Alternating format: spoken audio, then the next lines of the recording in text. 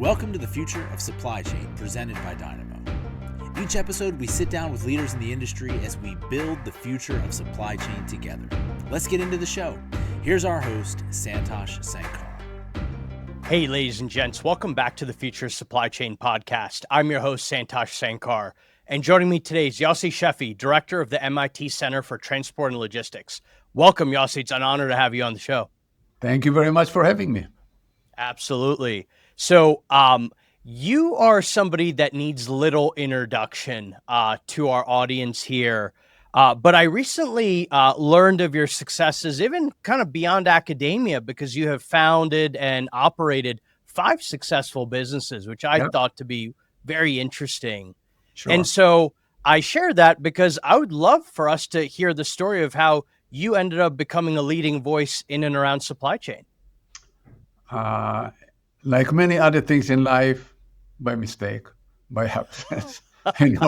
I actually came to MIT. I studied civil engineering and foundations, and I got introduced to operation research and fell in love. At the time, there was no AI, but there was optimization, statistics, all this, And it was the application area in civil engineering was transportation. But it's not a story, it's a true. I thought I can run urban transportation network a lot better than they are. And I tried to sell it or to get people in Boston, New York, and other places interested in this, and found out that it's all government decisions. And so then I had an opportunity to work for a trucking company. And I thought, oh my behold, I got a better way to operate it, and they actually use it. As an engineer, I love to see my work being used. So I kind of changed to freight transportation, and then to the people who use freight transportation. So the whole supply chain was called, logistics, material handling, and became supply chain. So kind of a bit when it got into the supply chain area. Amazing. Well, I'm going to go ahead and jump right into it because there's a variety of topics I certainly want to discuss with you while we have you. And probably what's top of mind for a lot of our listeners is the fact that we're in the middle of a trade war. Tariff regimes are actively being reset. Just overnight, tariffs on Indian imports have doubled. And so you've written about this extensively previously. But the question I have is there a counterintuitive insight that you have shared before that you don't believe leaders are acting on enough, or maybe have even paid attention to entirely? Interesting that you said it. It's the answer is generally not really, because it's now top of mind. It's not what used to be supply chain in the back room, just a cost center. It's now top of mind for CEOs, for boards. I mean, they're now listening. They have, for the first time, they have people with political science background and economists in the emergency room, helping to decide, okay, we can't go. What happened to all our import from India? Can we go elsewhere? How fast can we change? These are questions that the supply chain can answer, can change, can do something about. So the big change is just like in COVID, supply chain is now front and center for top management. So it's hard to say, are they not aware of? They're listening to Trump every minute to try to find out. Actually, the big worry, I'll tell you a story. It's true. I was in a group of top supply chain officers on the day, on what is called Liberation Day, that Trump announced all the tariffs. We all stopped the conference and we all sat on our phones, looking at what's happening. And then we had a discussion over dinner. And the biggest takeaway was, it's just another day in the office. Because if you set the tariffs, people can respond. They know. What we didn't realize then is the uncertainty of it, the volatility of it, the fact that it keep changing. And that's what drives people mad.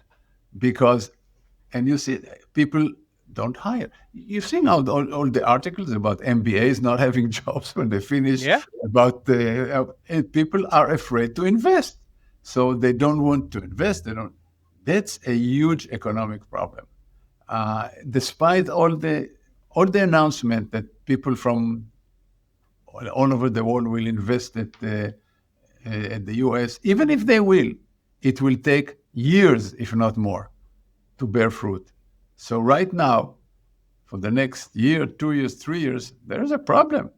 And the problem is the unpredictability of it. So nobody can build something. Look at Apple. Apple, with Trump, blessing, moved from China to India. Now India, the tariff in India is higher than China. So what does the Tim Cook supposed to do? I mean, it's just the unpredictability of it is something that all the audience, myself included, all the audience did not predict. Because we thought, okay, there'll be tariffs, there'll be, trade agreement, we'll get set, high, low, doesn't matter. We know what we're dealing with. At this point, that's, of course, the biggest problem. It's the uncertainty, the unpredictability. So given that unpredictability, what can supply chain leaders do during this period of, let's say, 1 to 3 years, where maybe the only thing we can have certainty around is it'll be unpredictable? How can they manage their sourcing, their upstream supply chains, in order to deliver product economically to their end customers? Okay. So there are certain things they can do. First of all, they don't want to invest long-term at this point because you don't know what's going on. But instead of this, let me give you a company that probably would thrive at this point. A company Flexe, Flexe. Yeah. They are the Airbnb of warehousing. For them, uncertainty is their friend because people don't want to invest, so they'll use them in order to go and just open a warehouse anywhere, so they can and they can do it within 2-3 weeks and just pay operating costs. There's no CapEx involved. So moving from CapEx to operating is, of course, one way to do it. My guess is there'll be more of those coming around in factories. People will use other people's factories, and it can be done. You see, during COVID, automobile factory used to generate whatever the country needs. Medical supplies. So it can be done. It can be done in relatively short order. The question is, people are hesitating, to move all out to this because it increases cost. It's in the short term, it increases cost. So your question was well placed. How do you do it without increasing cost or increasing cost to a reasonable level? It's not clear. It's not clear because, again, I'm working with some retail companies. So take, for example, Walmart. They just started to increase prices, but they're limited in how much they can, in part because the Chinese government is pressuring them not to pressure Chinese suppliers. So they want Chinese suppliers to keep the margin. Something has to break here, because if the Chinese supplier cannot, or they'll take some, no matter what the government says, they want to keep people like Walmart and Target and Lowe and others as customers. So they'll take some, but how much can we take? The margins on retail. The margin on retail are what, 3, 4, 5% at best. You're talking about what's it now? The Indian 30, 40, 50% tariff. There's no way it can be absorbed. There's just not. The math doesn't work. So it may become a political problem for Trump, may not. I don't know. I'm still amazed that the stock market is going crazy. It's almost detached from the realities of the economy we're operating in. Yes, and I should not. Nobody should take advice from me for investing in stock, because a while ago I thought, this is good. This cannot continue. So I started hedging. And of course, I lost because the stock market kept going up. I said, this is... So the one thing you should take from this broadcast is don't take stock advice from Yossi Sheffi. You can take supply chain advice, yes. Stock advice, don't. It's just, I don't understand it. It's... So you've been quoted with saying resilience is a hedge against uncertainty, not a bet on one outcome. Exactly. And so given kind of the world we have outlined and we're currently actively trying to navigate as supply chain leaders, how do you see this practically manifest? Because the one reference point we do have, and you mentioned this earlier, was around COVID and how COVID really kind of thrust this concept of resilience back in the forefront of business leaders, not just supply chain leaders. Oh, absolutely. And it's true now. It's true as we speak that the supply chain leaders are in the inner circle of decision making, because this is a big problem. So how do companies try to do it? Some of them, lots of the tech company, increase lobbying. I mean, by a lot. And they try to get close to the administration for two things: influence them and also get early signal about what's coming. Both things, so a lot more people paid by Silicon Valley are spending time in Washington, D.C. So they are actually not using my advice because they are trying to avoid it somehow, rather than say it will happen. We have to be able to deal with it. So, most people are using the standard playbook. So they increase inventory, again, increasing cost. They try to say, okay, we'll use several suppliers rather than once. We'll see on which country. It also increases cost because you get less volume with everything. So supply. So it's very hard to think about investment in resilience. One has to think about it like insurance. You invest in this, you hope you'll never use it, but everybody does it. So to what extent? Okay, that's an art, not science, because of the uncertainty. But again, what is insurance? Insurance is a hedge against uncertain outcome. That's exactly what this is. I always argue that resilience is more important than insurance and better than insurance, because insurance usually covers only named problems, named disasters. It usually does not cover general business. Insurance is not covering you against increased tariffs. I mean, no insurance that covers you against it. Furthermore, let's say you are in some business that suddenly picks up. Suddenly you have more demand. Resilience helps you also on a good side if there's more demand, because the basic problem of disruption is mismatch between supply and demand. You have just not enough supply or too much demand for the capacity that you have. So resilience helps you on both sides, being able to respond, drilling, get your people mindset ready for disruption.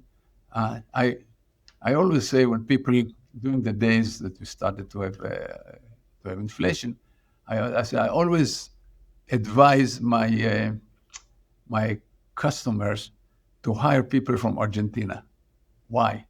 Because from Argentina, they're disrupted all the time. They change supply chain, they change everything, and they live this way. They expect to live this way. They don't expect to be things just be smooth.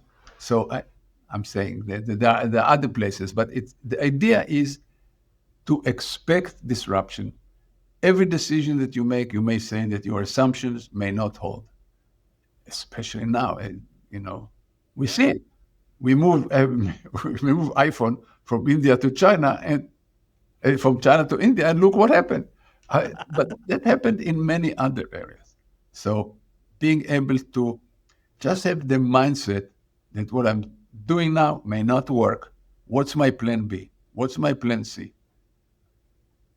What am I doing in order the facts that I think are true and I make my decision on may not be?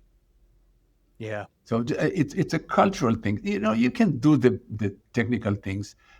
You can. There's software that help you change network relatively quickly. There are software that alert you to problem. All of these things exist, and good companies are using them.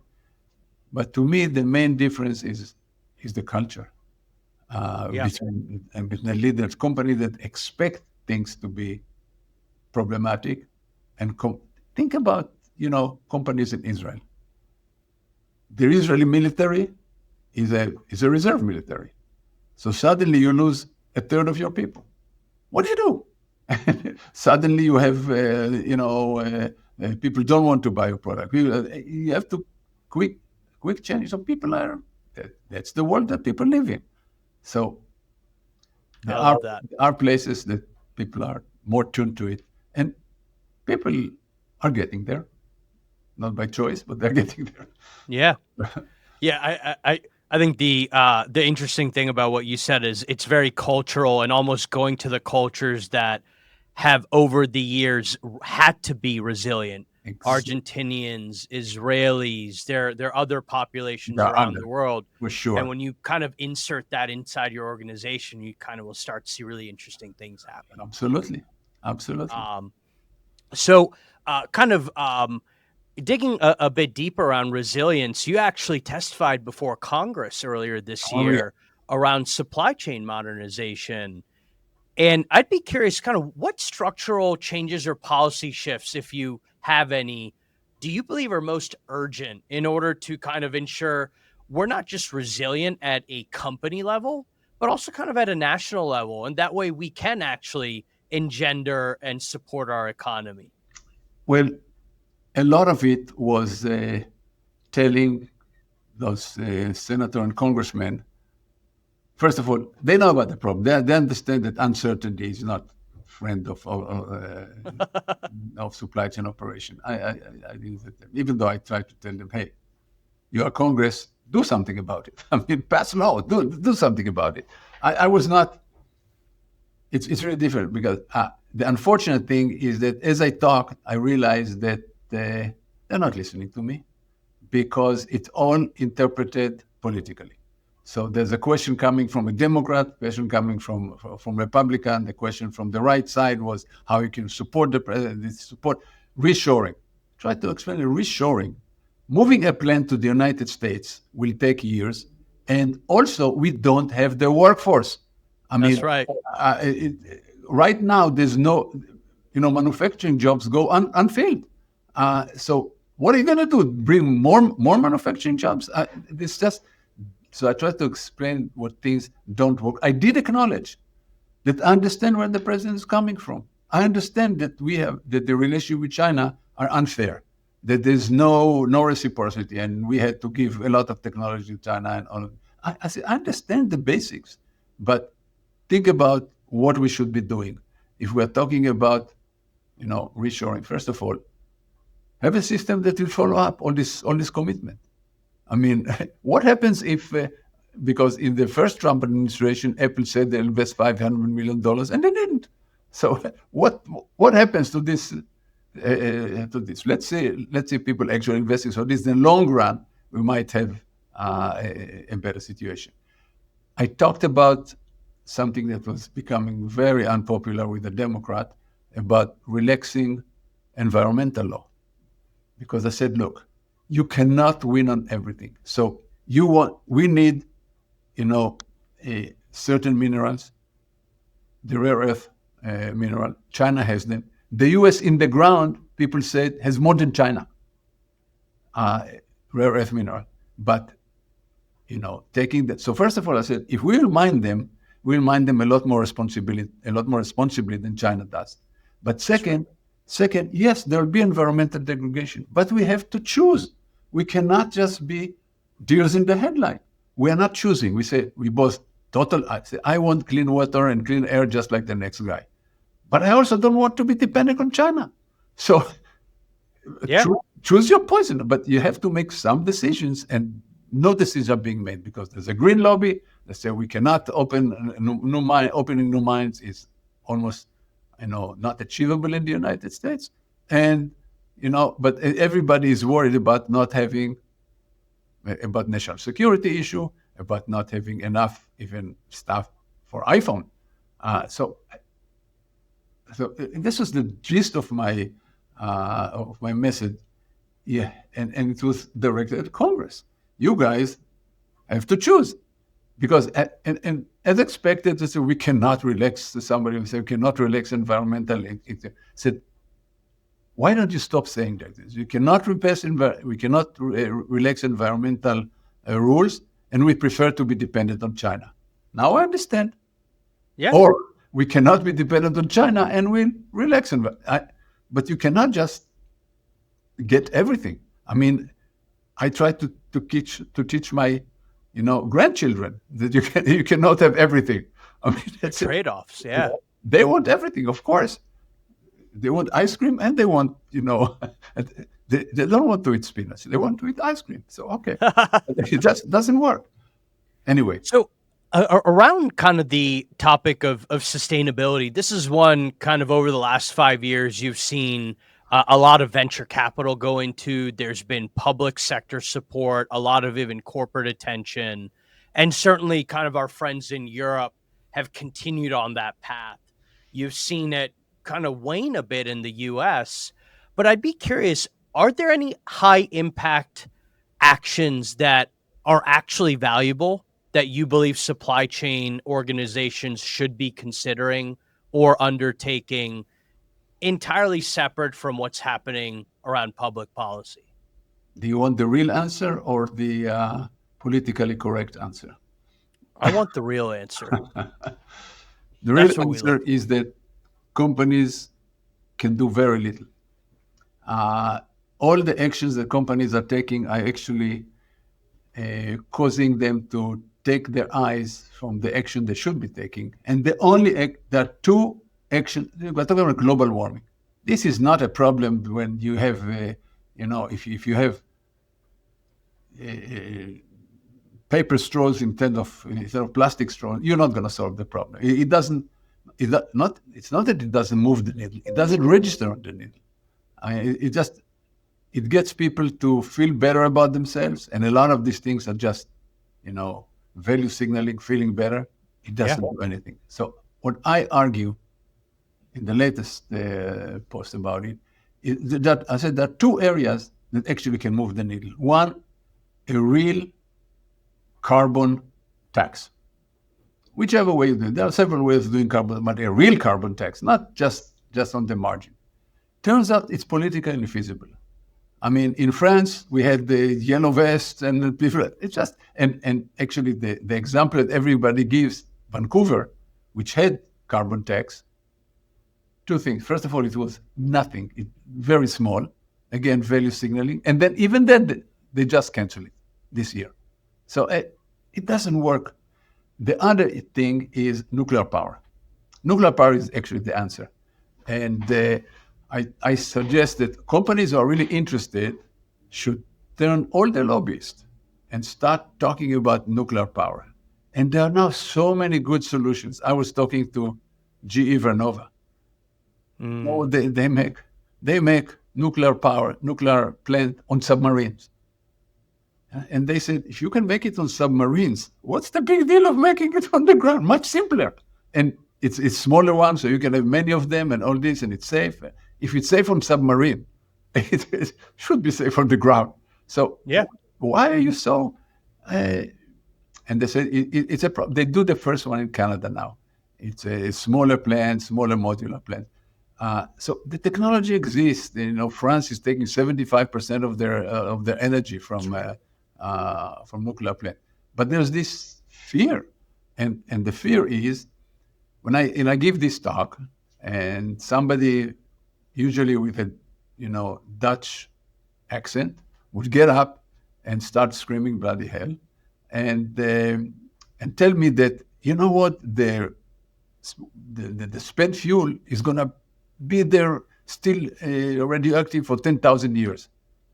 And I say, guys, you are worried about sustainability. Ocasio-Cortez says in 2030 we will all die. I mean, so you're talking about Greta, whatever, this Swedish teenage, thinking that maybe we have 10 years. You're worried about 10,000 years? There'll be new technology. There'll be new things. Why are you worried about what will happen in 10,000 years? Just let's. So my point is that the only way I see it is significantly building nuclear power plants. That's a solution.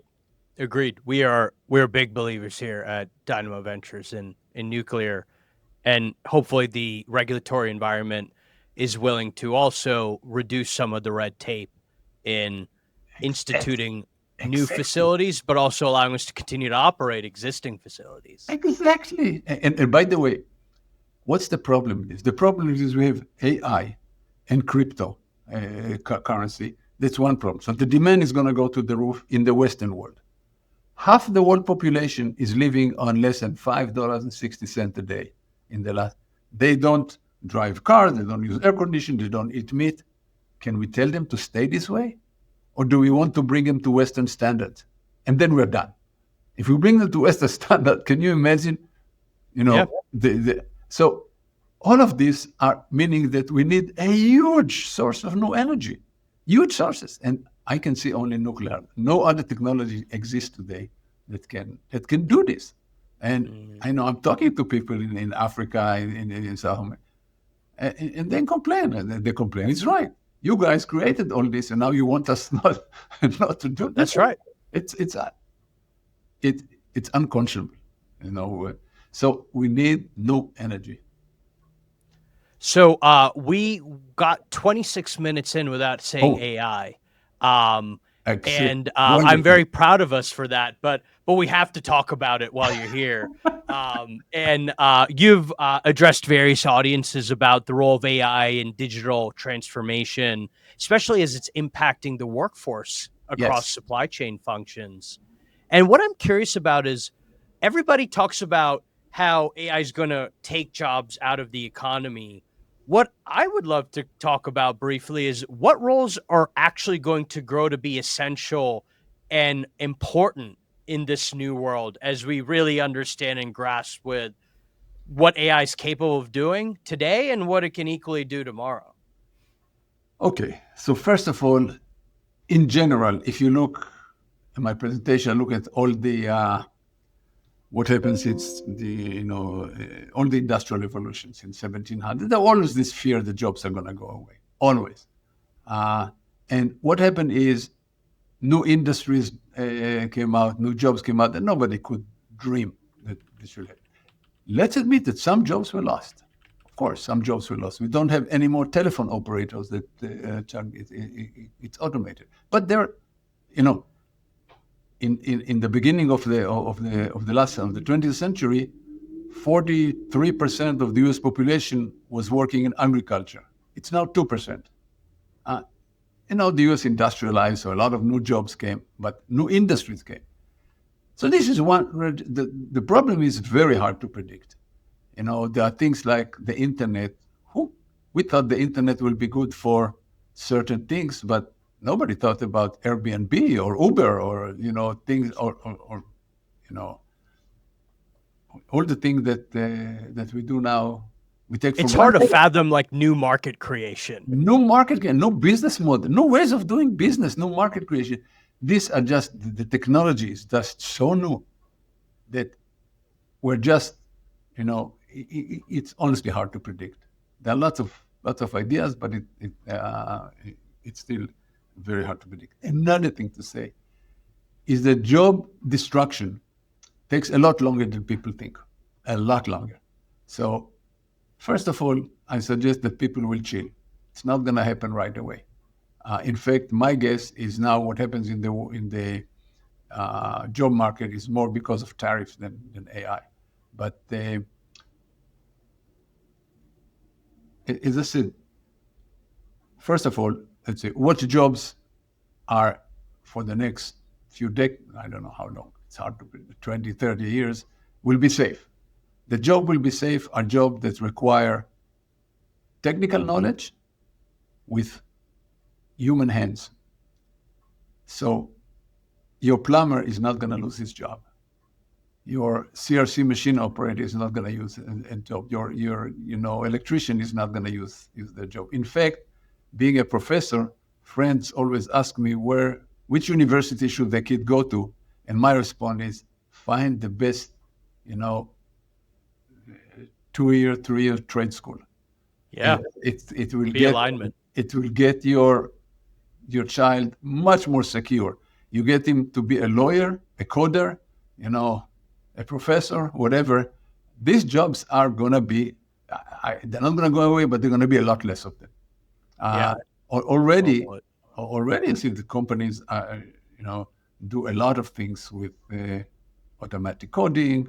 The number of associate in law firm is smaller because it is so easy to get all the precedents just by doing an AI search. I mean, it's there. So that's number one. And number two, as I said, it takes a lot longer for people to lose jobs. The example that I gave in 1890, AT&T invented the automatic telephone exchange. Mm-hmm. By 1950, there were still 350,000 operators. Only by 1980, nine decades later, they were gone. It takes time. There are unions involved. You see what unions are against automation. There are lots of hurdles against and acceptance. For example, we talk about autonomous vehicles. You know that today, modern aircraft is actually a drone. They can fly gate to gate with nobody. How many people will go on an airplane that goes from Boston to Heathrow over the Atlantic with no pilot there, flying in an aluminum tube at 35,000 feet? Not too many. Now, the question is not even clear when you talk about autonomous trucks. How many people would be okay with a big truck going, 100 miles per hour next to them with no driver on board? It's not clear. What I'm saying is there's a lot of public acceptance. It's not that it will not happen, but it takes longer. Yeah, change is hard. We're not built for that easily as humans. We're not built for quick change. But so what I'm saying, there's time to adjust. However, we need to think about how to adjust. So we need to think about education. For example, we talked about manufacturing job. The problem with manufacturing is that there's not enough people who can work the current machinery. So, and this is exactly the type of job that will stay. It's somebody that has, the understanding, the context, can work the machine with their hands, and whether they do like in a plant that I saw in Germany, they all work with the tablets, that run the robots and change it as things take. So this happens. There's also another element of AI. AI is expensive. I mean, to do something, not AI itself, but the robotics. When you have to put on all kind of gizmos on the robot to do a lot of activities, it changes. So in many cases, like look at what's it called, Boston Dynamics makes robots. The robots are doing certain things. They can do more, but people are less expensive than robots, and in many cases better. So robots will do, 50% of the job, 70% of people will do the other 10%. In addition, as I said, there may be an upper capacity limit for how much electricity we can use if we don't put nuclear. And again, building nuclear plant will take decades. It's not something that we can at least use some, restart some of the existing ones, but building a whole system of nuclear plant across the US, across the world, will take decades. So it's not an immediate solution. And that's why I'm saying, even AI, we think, ChatGPT-5 had its problem. And it's, I think the rate of innovation will slow down because of this. Yeah. Again, the fear, don't chill. It will take time. Not that you should not prepare, but you should take time. With that, Yossi, we've covered a lot of ground here. You certainly kind of have a breadth of topics you could speak to, which is awesome. I've had a blast. But I'm going to wrap us up here, and I like to always end on an informal, lighthearted note.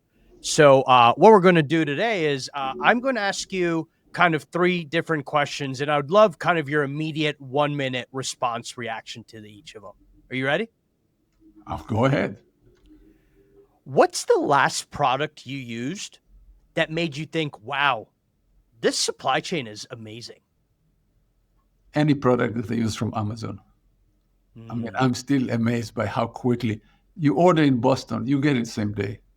I mean, it's still amazing to me. I mean, we take it for granted, but I'm amazed by what they were able to build.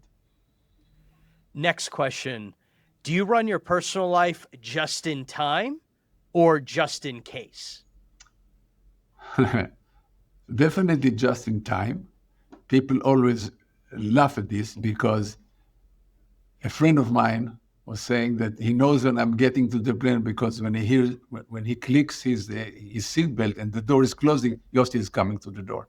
So I always feel that I go to the airport too early. I just lose time. So I come there. I'm one of these last minute people. I'm with you. And I don't mind. And I take into account the fact that once in a while I'm going to miss the plane. So if it's a huge, important meeting, but usually, there are enough flights that if I miss a plane, I miss a plane. It doesn't happen often, but when it happens, it's fine. Last question. In one word, how would you describe the future of supply chains? Amazing. I think we will, as we digitize, as we include more and more AI, we will see better and better supply chain, not only better and better, supply chain that can adjust faster. Amazing. Well, with that, Yossi, thank you so much for joining us here. It was a great conversation. I had a blast, and we look forward to continue consuming your perspectives and thought leadership here. Thank you very much for having me. I enjoyed talking to you. Thanks for watching. Follow us at dynamo.vc for all the latest episodes. We'll see you next time.